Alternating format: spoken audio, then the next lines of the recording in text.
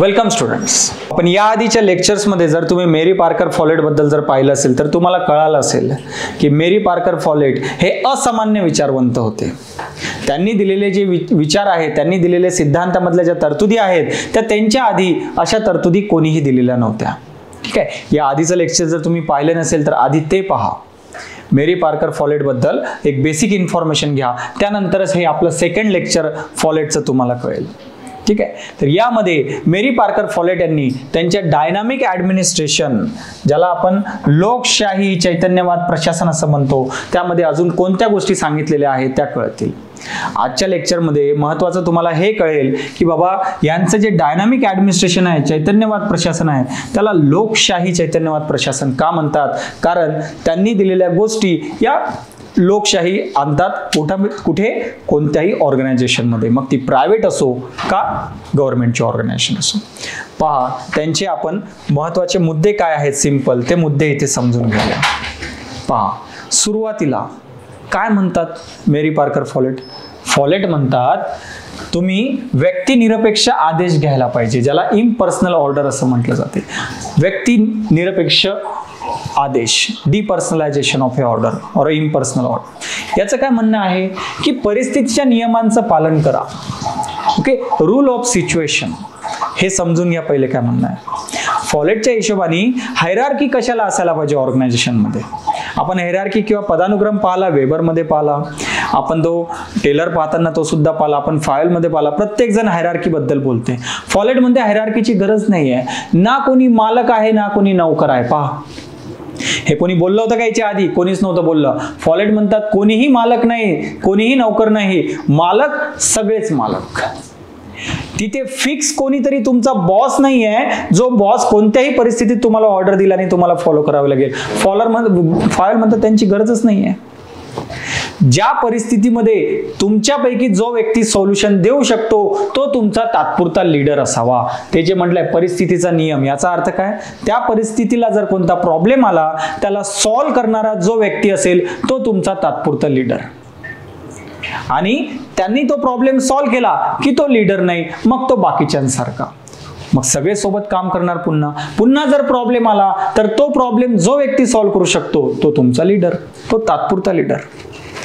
त्यांनी तो problem solve केला तर तो पुन्हा तुमच्यामध्ये मिसळून जाणार, तुम्ही सगळे सोबत मिळून पुन्हा काम करणार. त्यामुळे नाही तुमचा कोणी बॉस आहे, नाही तुम्ही कोणाचे नौकर आहे, तुम्ही सगळे सहयोगी आहात, हे आपल्याला सांगते. आज हे कुठे आपल्याला दिसते? Cooperative societies. कोऑपरेटिव्ह सोसायटीजमध्ये सगळेच मालक आहेत, प्रत्येकाचं कॉन्ट्रीब्युशन असते, प्रत्येक जण त्या ठिकाणी मालक असतो. पहा, फॉलेट आज सुद्धा तेवढे रिलेव्हंट आहे. त्यावेळेस ज्यावेळेस फॉलेटने हे सांगितलं त्यावेळेस हे कोणी ऐकत नव्हतं, कोणी ऍक्सेप्ट करत नव्हता. परंतु आज कोऑपरेटिव्ह सोसायटीजमध्ये फॉलेटचे प्रिन्सिपल्स कसे लागतात? पहा, प्रत्येक जण मालक असतो कोऑपरेटिव्ह सोसायटीजमध्ये. सत्ता, प्राधिकार आणि नियंत्रण याबद्दल पहा फॉलेट काय म्हणते. पॉवर, ऑथॉरिटी आणि कंट्रोल. आपण वेबर पाहिला होता. वेबर बोलला होता जो समोरच्याच्या इच्छेच्या विरोधात जर मी त्याच्याकडून काम करून घेत असेल तर सत्ता. फॉलेट अतिशय वेगळं बोलतात. फॉलेटचं आपण बोललंय त्या लोकशाही दृष्टिकोनातून बोलतात. फॉलेट म्हणतात सत्ता तशी नसते, तुम्ही दुसऱ्यांवर सत्ता नाही चालवायची आहे तुम्हाला. ठीक आहे, एखाद्यावर सत्ता तुम्ही चालवत असाल, एखाद्या व्यक्तीवर, तर ते योग्य नाही. त्यांचं म्हणणं आहे एखाद्या बरोबर सत्ता असू द्या, power with, not power over. दुसऱ्यावर कुरघोडी करून सत्ता चालवून अधिकार दाखवणे म्हणजे सत्ता नाही आहे. त्याच्या सोबत राहून अधिकार जर चालवत असाल त्यांच्या भल्यासाठी आणि माझ्याही भल्यासाठी तर ती सत्ता आहे. त्यामुळे सत्ता आहे दुसऱ्याच्या वर नसते, दुसऱ्याच्या सोबत असते. पहा किती चांगल्या गोष्टी सांगितलेल्या आहे. कार्यानुसार अधिकार हे सुद्धा तेच म्हणतात की बाबा तुला जर सोल्युशन देता येत असेल तर तुझ्याकडे अधिकार आहेत. तुझं सोल्युशन देऊन झालं की तुझं काम झालं, तुझे अधिकार संपलेत. तू काही परमनंट बॉस नाही. त्यामुळे अधिकार सुद्धा जे मिळतील ते कार्यानुसारच मिळतील. आणि नियंत्रणाबद्दल फॉलेट काय सांगते? वेबरचं काय म्हणणं होतं? वेबर म्हणत होता सिनियरचं ज्युनियरवर फुल नियंत्रण असायला पाहिजे, फुल कंट्रोल असायला पाहिजे. वेबर फॉलेट म्हणतात माणसांवर नियंत्रण कशाला ठेवतायत? त्याची गरज नाहीये. तुम्ही सेल्फ कंट्रोल, आत्मनियंत्रण असू द्या किंवा तथ्यांचं नियंत्रण असू द्या, त्या तथ्यानुसार जर तुम्ही सॉल्व्ह करू शकत असाल प्रॉब्लेम, तर तुमचं तात्पुरतं नियंत्रण. ओके, जर तुम्ही प्रॉब्लेम सॉल्व्ह करू शकत नसाल तर तुमचं नियंत्रण कोणावरच नाही. ठीक आहे. आणि जे फॅक्ट्स आहे त्या फॅक्टच्या बेसिसवर नियंत्रण असू द्या, त्या फॅक्टच्या बेसिसवर सोल्युशन काढत असताना तुमचं तात्पुरतं नियंत्रण असलं तरी चालेल. तुमच्याकडे परमनंट कोणावरही नियंत्रण नाही आणि लोकांवर नियंत्रण ठेवण्याची गरज नाही आहे. प्रत्येक जण सोबत काम करत आहे. पॉवर विथ एखाद्या बरोबर सत्ता तुम्ही शेअर करत आहे. कोणावर कुरघोडी करून तुम्ही सत्ता मिळवत नाही आहात. ठीक आहे, हे लक्षात घ्या. पहा किती चांगल्या गोष्टी आपल्याला इथे फॉलेट सांगत आहेत. ठीक आहे, फॉलेट कोऑर्डिनेशन बद्दल सुद्धा बोलतात. प्लॅनिंग आणि कोऑर्डिनेशन, नियोजन आणि समन्वय, फार चांगल्या गोष्टी सांगतात ते कोऑर्डिनेशन बद्दल.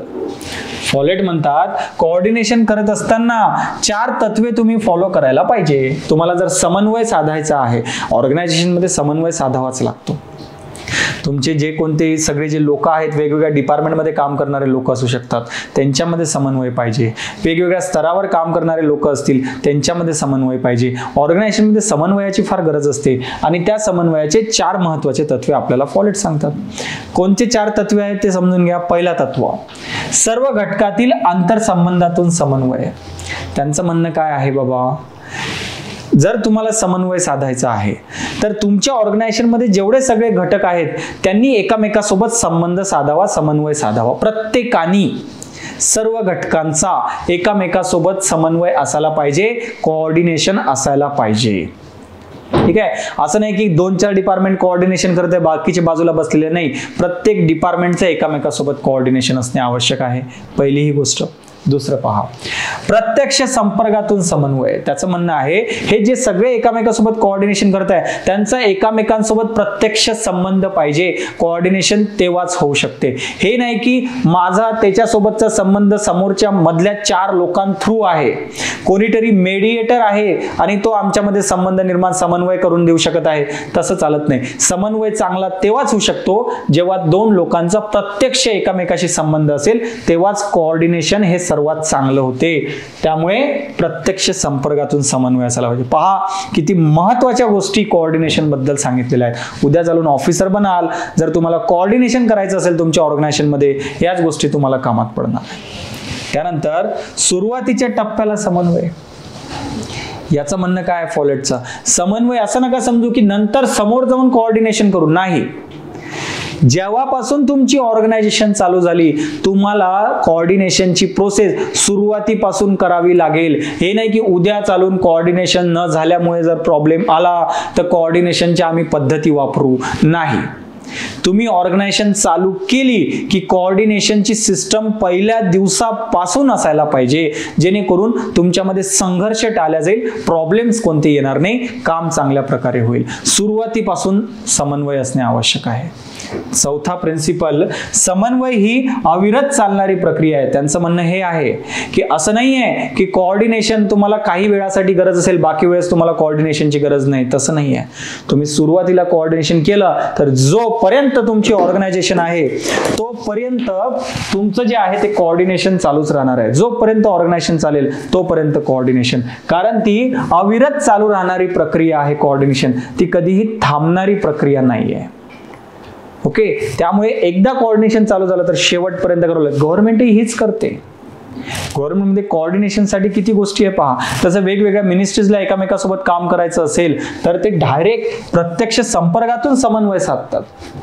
आपल्याकडे कमिटी ऑफ सेक्रेटरीज असते ज्याचे हेड कॅबिनेट सेक्रेटरी असतात. हे सगळे सेक्रेटरी सोबत एकामेकासोबत बसून आपले प्रॉब्लेम सॉल्व्ह करतात. पहा, प्रत्यक्ष संपर्कातून समन्वय आणि सर्व घटकातील आंतरसंबंधातून समन्वय.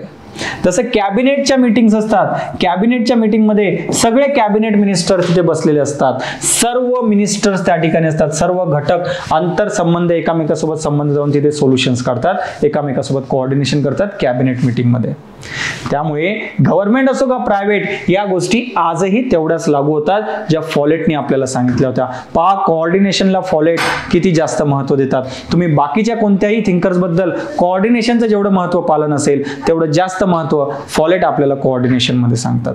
एवढ्या चांगल्या गोष्टी आपल्याला फॉलेटने सांगितलेल्या आहेत आणि ह्याच गोष्टी तुम्हाला लोकशाहीमध्ये दिसतात. फॉलेट ज्या फॉलेट गोष्टी सांगत आहेत त्या आणि लोकशाहीमध्ये या गोष्टी दिसतात.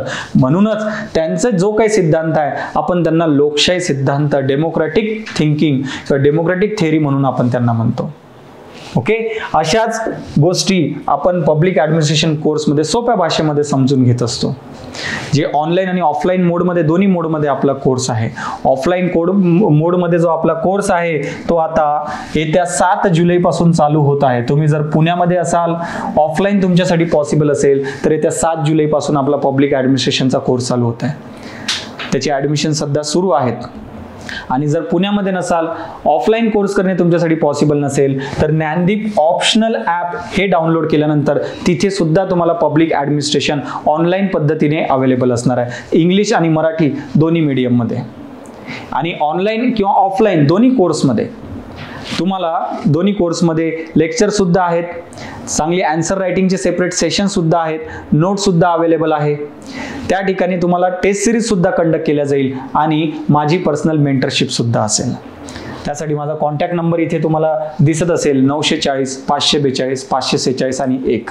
काहीही प्रॉब्लेम आला पब्लिक ॲडमिनिस्ट्रेशनच्या संबंधितील, त्याच्या ॲडमिशनच्या संबंधितील, तुम्ही डायरेक्ट मला कॉन्टॅक्ट करू शकता. ओके, तर नेक्स्ट लेक्चरमध्ये आपल्याला फॉलेटच कंटिन्यू करायचं आहे आणि फॉलेट बद्दलच्या काही अजून चांगल्या गोष्टी आपल्याला नेक्स्ट लेक्चरमध्ये दिसून येतील. त्यामुळे नेक्स्ट लेक्चर सुद्धा बघा, तेव्हाच तुम्हाला मेरी पार्कर फॉलेट पूर्णपणे कळून येतील. भेटूया नेक्स्ट लेक्चरला. थँक्यू.